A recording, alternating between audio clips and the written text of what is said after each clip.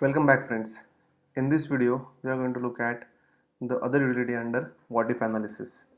Now so far we have looked at the goal seek, the data tables. Now we are going to look at scenario manager. So you can find scenario manager somewhere over here in Excel. Now what is difference between across these utilities is that the goal seek is single variable sensitivity, the data tables is two variable sensitivity, and scenario manager is the multivariable sensitivity. Now let us go ahead and see to it how it gets done. Now we have got the sample data points which is talking about revenue, gross profit, indirect expenses. A portion of it is fixed, a portion of it is variable, and then we have operating profit, and there we have applied taxes at 30%, and we have PAT. Now this is a basic case that I have created so that it is easier for you to understand the scenario manager better. Okay, so we have done some assumptions so that we can forecast the numbers, and then we look at the sensitivity of net profit by changing these variables. So one of the assumption is revenue growth will be 8%, gross profit as a percentage of revenue will be 45%, indirect expenses will be 15%, and tax rate is 30%. Okay, so let me do this forecasting. So how I go about it is I say revenue into in bracket 1 plus this 8%, I freeze this and drag it to right. Then I have gross profit. Now gross profit we have said is 45%, so I am connecting this. Now it is very critical that you connect it with the original links in the assumption area. Okay, you should not hard code the numbers, otherwise it will not work. Same goes with goal seek. The next is fixed expenses, so I am freezing the fixed expenses. There is no need to freeze, actually I can just connect it to earlier link and say Control R. And then the variable indirect expenses are 15% of revenue, so I'm connecting revenue number over here, dragging it to right, and this is total indirect expenses. We have already added them up over here, and operating profit is the gross profit minus total indirect expenses, so dragging it to right, and taxes 30% of profit before tax, in this case it is operating profit, so again dragging it right, and PAT is profit before tax minus taxes. Now this is the basic estimation that we have done. Now next step is to define the scenarios. So what we do is we go to what if analysis, we go to scenario manager, and here I have already defined certain scenarios, so I'm just going to delete all of them so that I can explain it to you how to create the scenario. So by default you will get a window like this, which is an empty window. Okay, and then you say add.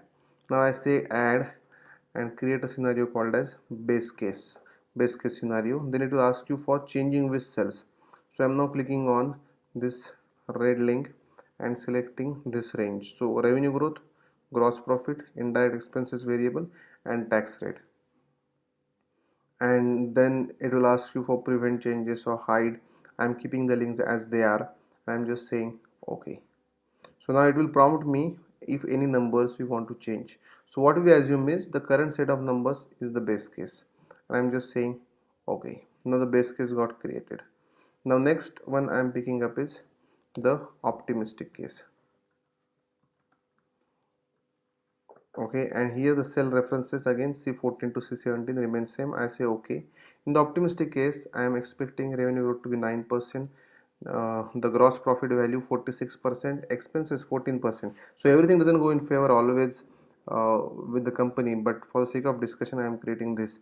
I am not touching the tax rates, just for the sake of keeping some standards maintained, that the corporate tax will be at around 30%, and I am saying okay. Now the optimistic case scenario got added, and the third one is pessimistic. Okay, and I'm saying okay. And in the pessimistic case my revenue is growing by 7%, and my gross profit is 44%, my expenses are 16%, and tax rate remains at 30%, and I click ok. Now these cases got created. Now if I click on any of this case and I click on show, then you will see the changes getting reflected behind this window. Okay, I'm now going on pessimistic case. Now the numbers are getting reflected, so I'm keeping the base case right now. Now I'm saying close. Now for better results, what I'm going to do is I'm going to define certain cell names. Okay, now how we do it? Okay, so I go to formulas, and under that, I think it's not available over here. Let me check. Under Windows system, you will have a link for defining names under the formulas. Okay, so right now this cell is referring to D11, but once you define the name, it gets changed. So I'm saying define name. Okay, and where it is located, so insert name define. Okay, so I'm going here and I'm saying it as net income underscore 14, and I'm saying okay. Now here you will see net income underscore 14 getting reflected. Similarly, I am going to change this to net income underscore 15.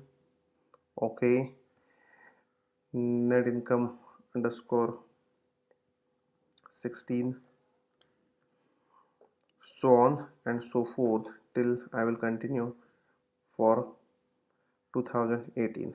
So ni underscore 17. Now another critical part to remember is that it doesn't accept spaces. Okay, uh, most of the system don't accept spaces. So if I say ni space 18, it should give me error.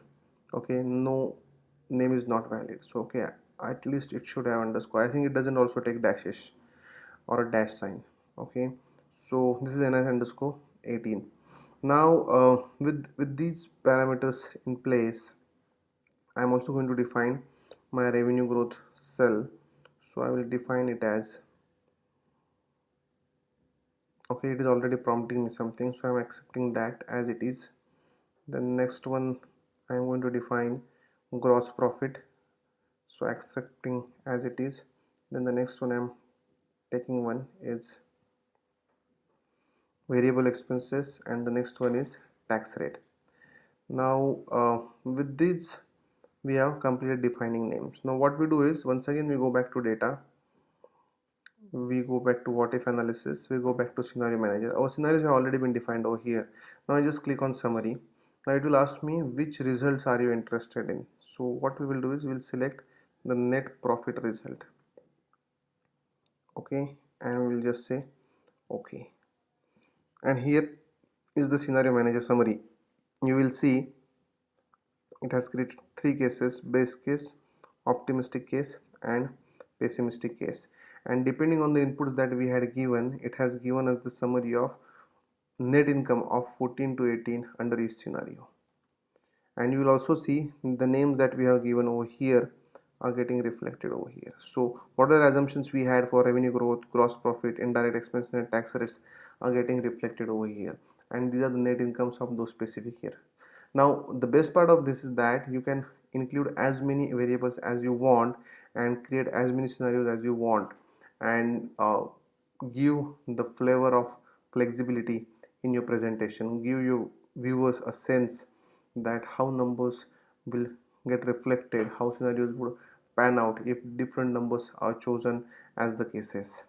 Now that's about it. You need to practice this a little bit uh, to master this uh, particular utility. Need to remember all the points should be connected. The name should be given without a space and some specific sign that it will prompt. Underscores typically work. All these links should be connected with the assumption sheets or assumption data points. Okay, without that the scenario manager may not work. That's it for now. Thank you.